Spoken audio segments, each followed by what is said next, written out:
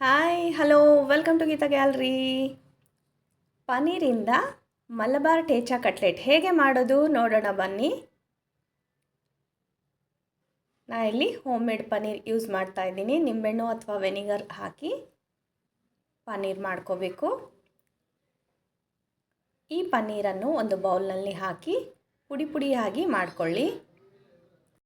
ಒಂದು ಪ್ಯಾನ್ನಲ್ಲಿ ಎಣ್ಣೆಯನ್ನು ಹಾಕ್ಕೊಂಡು ಹಸಿಮೆಣಸಿನಕಾಯಿ, ಕರಿಬೇವು, ಕೊತ್ತಂಬರಿ ಸೊಪ್ಪನ್ನು ಸ್ವಲ್ಪ ಹುರ್ಕೊಂಡು ಫ್ಲೇಮ್ ಆಫ್ ಮಾಡ್ಕೊಳ್ಳಿ. ತಣ್ಣಗಾದ ನಂತರ ಇದಕ್ಕೆ ಜೀರಿಗೆ, ಉಪ್ಪು ಸೇರಿಸಿ ನುಣ್ಣಗೆ ರುಬ್ಕೊಳ್ಳಿ.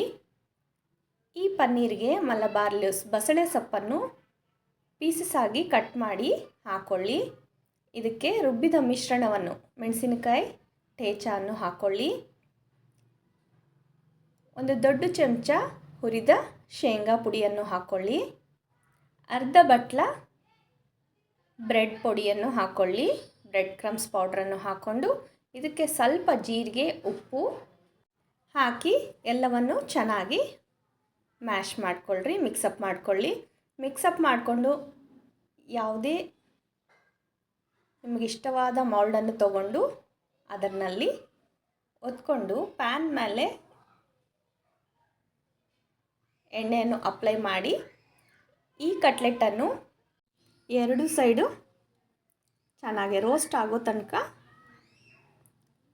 ಸುಟ್ಕೋಬೇಕು.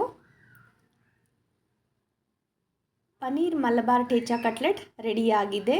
ಇದು ತುಂಬಾ ಟೇಸ್ಟಿ ಇರುತ್ತೆ. ಎಲ್ಲ ಕಟ್ಲೆಟ್ ಫ್ರೈ ಆದ ನಂತರ ಮತ್ತೊಮ್ಮೆ ಸೈಡ್ ಚೇಂಜ್ ಮಾಡಿಕೊಂಡು ರೋಸ್ಟ್ ಆಗೋ ತನಕ ಬೇಯಿಸ್ಕೋಬೇಕು. ಫ್ಲೇಮ್ ಆಫ್ ಮಾಡಿ ಬಿಸಿ ಬಿಸಿ ಕಟ್ಲೆಟನ್ನು ಟೊಮೆಟೊ ಸಾಸ್ ಅಥವಾ ಪನ್ನೀರ್ ಮಯೋನೀಸ್ ಜೊತೆ ಸರ್ವ್ ಮಾಡಿ. ಬ್ರೆಡ್ ಮೇಲೆ ಮಯೋನೀಸನ್ನು ಅಪ್ಲೈ ಮಾಡಿ ಈ ಕಟ್ಲೆಟ್ ಇಟ್ಟು ಸ್ವಲ್ಪ ಸಾಸನ್ನು ಅಪ್ಲೈ ಮಾಡಿ ಸರ್ವ್ ಮಾಡಿದ್ರೆ ತುಂಬಾ ಟೇಸ್ಟಿ ಇರುತ್ತೆ.